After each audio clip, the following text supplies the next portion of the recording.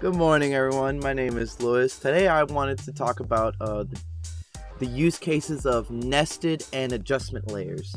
I have a clip here from about 3 years ago that I worked on that I abuse nested clips severely. I had this issue coming up multiple times where I had so many layers and I could just get lost and I'm just, where am I? And sometimes I want to apply an effect to a bunch of stuff stacked on top of each other without affecting the background. And I kept coming up to this issue and I'm just trying to figure out a way to get around it, and nested clip solves that. But basically it's just another sequence that you can drag onto a sequence. You can put a sequence inside of a sequence. If you edit it, it treats it as one video layer with alpha transparency, so it respects the transparency. And it just it's just one layer. It just crunches everything down and you just slap it in there. What I have here is 14 images that I didn't want to manually add drop shadows to each image, and I don't wanted them to cover each other up. So what I did was I had all 14 images lined up how I wanted it to appear.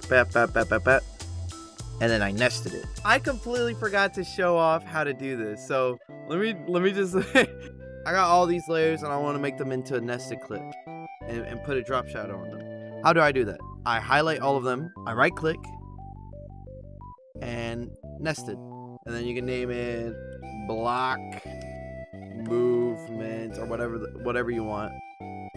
I misspelled it. There you go. It's in its own layer. Now we can just apply any effect that we want onto it. So let's get the drop shadow.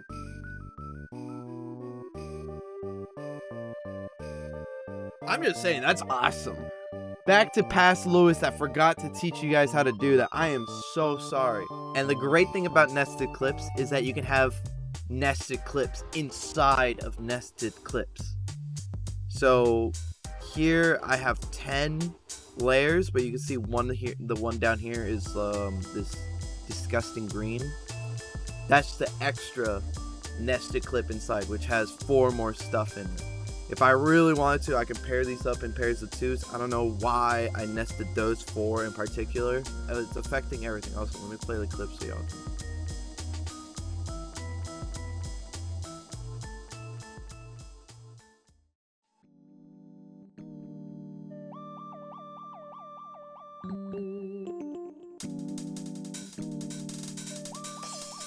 I don't know what to tell you. The amount of layers that I have to apply a drop shadow to has been cut down to just 1. Now, an issue with nested clip is that I can't get into the nitty-gritty editing of oh, I want this image to be there, I want this image to be here, or any of that. So what I would recommend is do all the layers of the timing and all that, all the basic stuff you want to get down, like the timing of when it appears, when it shows up, if it drags on screen, and then convert it into a nested clip, and then apply effects. Now, I want to apply a filter to everything without copying and pasting the filter down to every single layer, which in this case we have 2. We can use a thing called adjustment layers, which we can add down here. Yeah, right there. It's gonna ask you for your settings. You can make it whatever you want. I think the resolution does affect it. What is an adjustment layer? Well, you drag the mosaic onto the adjustment layer. Obviously, it doesn't have to be mosaic. It can be whatever you want. But you see, it's kind of hard to tell, but it's being applied to the background. Let me disable the blur. And let's go back here. You can kind of see it with the HD auto thing where it's getting pixelated. It's kind of hard to tell. Let me see if I can. There we go. I just cut the resolution in half. But you can see it's applying the pixelization to all layers below it. You can have stuff above it, so you can have regular stuff and everything below the adjustment layer be pixelated. Very powerful. I get away with so much things with just nesting and adjustments. Another thing we can do with nested clips, which I haven't done here, is you can move them. You can move nested clips. let me show this. So position here. Obviously it doesn't work with this footage, but something like that.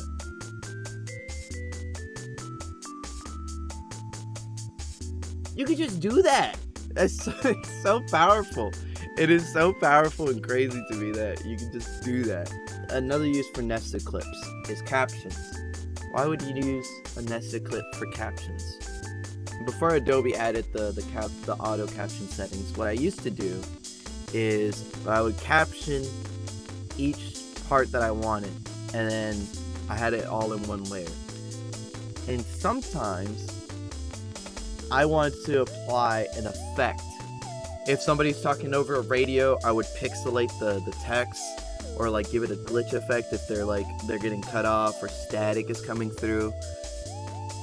You can do that with a nested clip. You don't even have to apply the glitch effect to everything. You don't have to apply the effect to every single word. Let's assume that this horror nested clip is a text thing. Let's get rid of these keyframes real quick.